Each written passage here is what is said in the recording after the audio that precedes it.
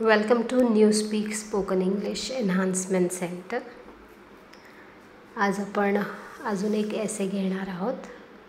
तुम्हाला तर माहिती आहे एसे म्हणजे छोटे छोटे निबंध आपण घेत आहोत या सिरीजमध्ये, जिथं तुम्हाला नवीन वोकॅब्युलरी मिळू शकते, काही नवीन एखाद्या शब्दाचा उच्चार कसा असतो, स्पेलिंग कसं असतं किंवा छोटी छोटी वाक्ये कशी बनवली जातात हे यातून कळणार आहे. So let's begin. आजचा एसे आहे my father. My father's name is Sadanand. आता जेव्हा आपण फादर्स हा शब्द बघतो तिथं एसला वरती एक छोटासा कॉमा दिला गेला आहे, त्याला म्हणतात ॲपॉस्ट्रॉफी. याचा अर्थ काय असतो? फादरचं नाव. ओके, माय फादर्स नेम, फादरचं नाव. मदर्स नेम असेल तर मदरचं नाव, त्यासाठी तो ॲपॉस्ट्रॉफी दिलेला असतो. किंवा schools name, brother's name, villages name, गावाचं नाव, असं जेव्हा लिहायचं आहे तेव्हा आपण ॲपॉस्ट्रॉफी देतो. So my father's name is Sadanand. माझ्या वडिलांचं नाव सदानंद आहे. He is 40 years old. ते 40 वर्षांचे आहेत. 40 म्हणजे 40. आता 40 हे अनेक वर्ष असतात की नाही, म्हणून इयर्स, इयर ह्या शब्दाला एस लावलेला आहे. तर वर्ड एंडिंगसुद्धा वाचताना बोलताना नीट सांगणं बोलणं गरजेचं आहे. He is 40 years old. ते 40 वर्षांचे आहेत. He is the head of our family. आमच्या फॅमिलीचे, आमच्या कुटुंबाचे ते हेड म्हणजे प्रमुख आहेत. आपण म्हणू शकतो की ते कुटुंब प्रमुख आहेत. He is an officer in a bank. ते एका बँकमध्ये ऑफिसर आहेत.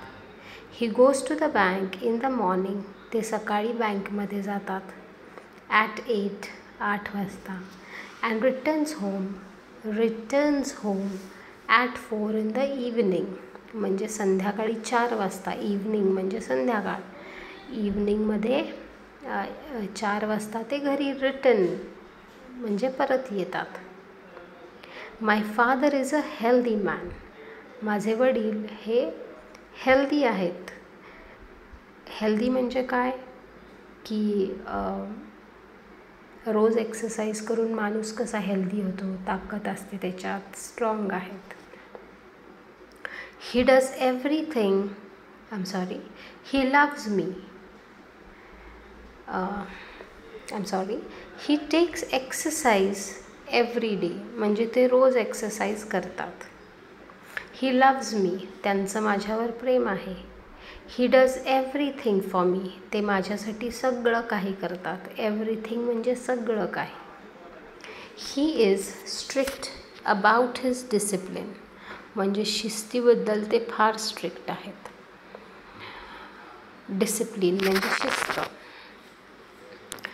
ही helps me with my studies. ते मला माझ्या अभ्यासात मदत करतात. He provides me with good food. ते मला चांगलं अन्न देतात. प्रोव्हाइड करतात म्हणजे मला देतात, उपलब्ध करून देतात. With good food, good clothes and good education. चांगले कपडे देतात, चांगलं शिक्षण देतात. He works very hard for our family. आमच्या फॅमिलीसाठी ते खूप कष्ट करतात. Our neighbours respect him because he helps them in their needs. आमचे नेबर्स, आता नेबर्सचं स्पेलिंग कसं आहे बघून घ्या. याला म्हणायचं नेबर्स. नेबर्स म्हणजे शेजारचे लोक. आमचे शेजारचे लोकसुद्धा त्यांचा आदर करतात, त्यांना रिस्पेक्ट करतात. का करतात respect? Because he helps them in their needs. कारण त्यांच्या ज्या नीड्स असतात, गरजा असतात, त्यामध्ये आमचे वडील त्यांना मदत करतात. आय ओबे अँड रिस्पेक्ट हिम. मी त्यांची आज्ञा पाळतो आणि मी त्यांचा आदरही करतो, respect. I love him very much. माझं त्यांच्यावर खूप प्रेम आहे. So now we will go to the vocabulary. आता थोडीशी वोकॅबलरी आहे, मराठी अर्थ आहेत, ते पण वाचून घेऊया. फादर्स म्हणजे वडिलांचे. हेड ऑफ फॅमिली कुटुंब प्रमुख. ऑफिसर अधिकारी. रिटर्न्स परत येतात. एक्सरसाइज व्यायाम. एव्हरीथिंग सर्व काही. स्ट्रिक्ट कठोर. डिसिप्लिन शिस्त. प्रोव्हाइड्स मी विथ मला देतात, मला उपलब्ध करून देतात. रिस्पेक्ट मान देतात. नीड्स म्हणजे गरजा. ओबे म्हणजे आज्ञा पाळणे. So I hope this will be helpful for you. Thank you.